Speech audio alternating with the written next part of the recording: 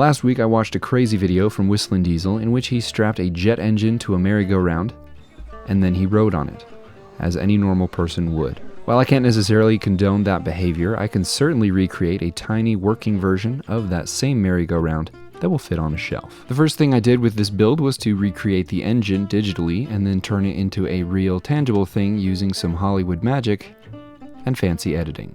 The second thing I needed in order to accurately recreate this thing was Cody, and for that I used Hero Forge, and I think I got a pretty good likeness.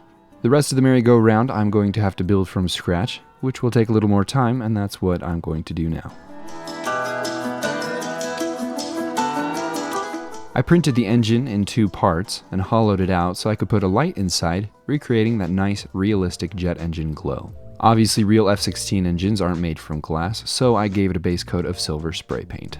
I'm not familiar with motors, and I wasn't sure exactly what all I needed, but luckily for me, Amazon's peer pressure marketing told me exactly what I needed. After everything was out of the packaging, I did some quick snipping, wire stripping, minor assembly, and some soldering, and then I powered up my motor and I was very happy to see that it worked. And I know it doesn't look very fast right now, but just wait till you see it at the end. I had this leftover perfectly round wooden box from a previous build and I decided to use it as the base for this project. I drilled a hole in the center for the drive shaft and 6 small holes for the mounting screws. After drilling a hole on the side, I discovered that the wood was not going to work. It was too thick for my speed dial, so I had to scrap the wooden barrel and find another option. My backup plan was this polycarbonate, which is probably a better option anyways because it's 250 times stronger than glass, and as I am going to be using this with a jet engine, it's better to be safe than sorry. After cutting up the polycarbonate sheets into all the pieces necessary to make a box, I drilled the holes for the speed dial and the power connection. With that done, it was time to glue the box together. I used some corner clamps to make sure that everything was nice and straight. I then took the box outside and I gave it a coat of gray primer, and once that was done, I set it aside to dry fully. My little Cody figure was hot off the printer, and now that I had him done, I could build the rest of the merry-go-round to match his scale, which, spoiler alert, I still got completely wrong. I started with an 040 sheet of styrene and I made a perfect circle using my perfectly circular wooden box. I used an X-Acto knife to score the penciled line and then snapped the disc free before cleaning up the edges with an emery board. I noticed something was a little fishy about this perfect circle, so I did a little test on the disc and I found out that it was not a perfect circle. I checked the dimensions to see if they were off, which they were, and after some investigation I found out that my perfectly circular box was not perfectly circular after all. I suppose that's what I get for assuming. Luckily for us, frog tape is better at making perfect circles than the wooden box company. So after tracing and cutting out a disc once again, my new disc still had some tiny imperfections, which were probably my fault, but it was much better than before. The next step was to get this thing attached to the motor. So I found a snug fitting brass pipe and I squeezed it flat on one side using a pair of pliers. I then drilled some holes through the little brass pipe and I ran some rods through, which will help distribute the torque a little more evenly across the merry-go-round. I then glued the X in place and I reinforced those little rods with some square styrene tubes, which went all the way to the edge of the disc. After that, it was time to add a little skirt. After that had been glued in place, I sanded down and cleaned up the protruding edges, and then I moved on to the top of the merry-go-round. I started with the railings, and I made sure that those lined up with my little Cody and his grip position. I started by using this little pipe bender to make sure I didn't break the styrene, which wasn't actually necessary, and after making 4 of the Staples logo, I attached the diagonal bar to each one. And lastly, I threw all of the bars on their little flanges, and then I bent the final angle in the diagonal bar to get it back to the deck. If you compare this merry-go-round to the real thing, you'll see that my scale is way off. But it is a scale model of a rocket-propelled merry-go-round, so I'm not too concerned about it. The next step was to mount the engine, but before I could do that, I needed to have the lights wired up. And while soldering so near to your fingers isn't as unsafe as riding a rocket-propelled merry-go-round, I'd still not recommend you do it that way yourself.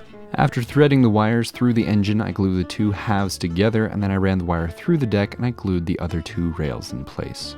I had to combine them in the center so that everything would fit, but after that was glued in place, I glued the engine and then I ran the wires underneath to the other side where the battery will be. This will act as an actual counterweight to the engine, just like the real thing. I made a cage for the batteries and the fake weights to sit on top of, and then I ran the wires one more time over to the control box, which has a switch that turns the engine on and off. And just like the real thing, sometimes it has trouble powering down even after it's been switched off. To hide the batteries, I added a removable cover, which is filled with weights, which are actually repurposed little tank wheels. The last few details that I needed to add were a support frame for the engine as seen on the real thing, as well as some greeblies that I missed in the 3D modeling process, and a cable connecting the engine to the control box.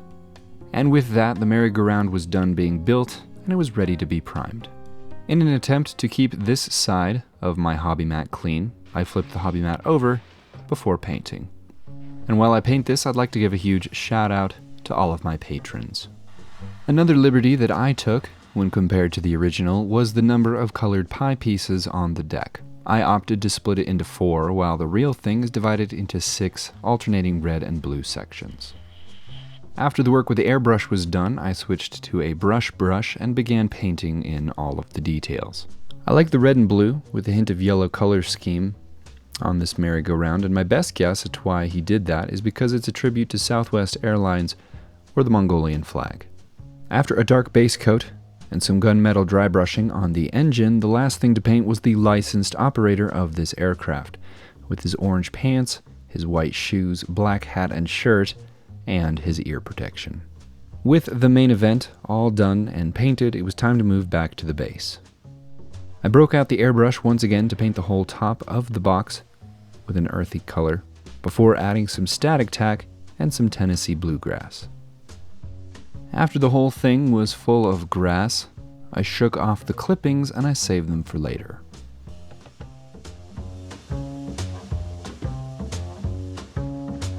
I decided I wanted this bad boy to look like it was made from wood, even though it was made from polycarbonate, so I broke out some wooden veneer, which I cut down to size and I stuck in place. I realize it's probably not wise to stick it over top of the primer like that, but I think the surface area will make up for it.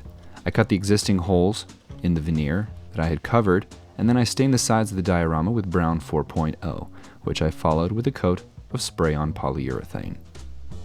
I then installed the electronics. This is my first time working with a jet engine, and I have to say it was far more straightforward than I had anticipated. The last thing to do was to put Cody and his jet in place, and after that, I called it good.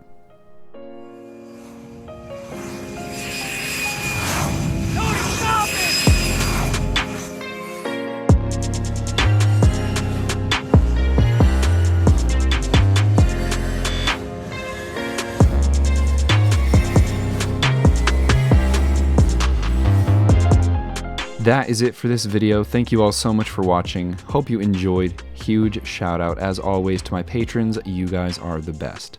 Have an awesome week, everyone. I'll see you next time.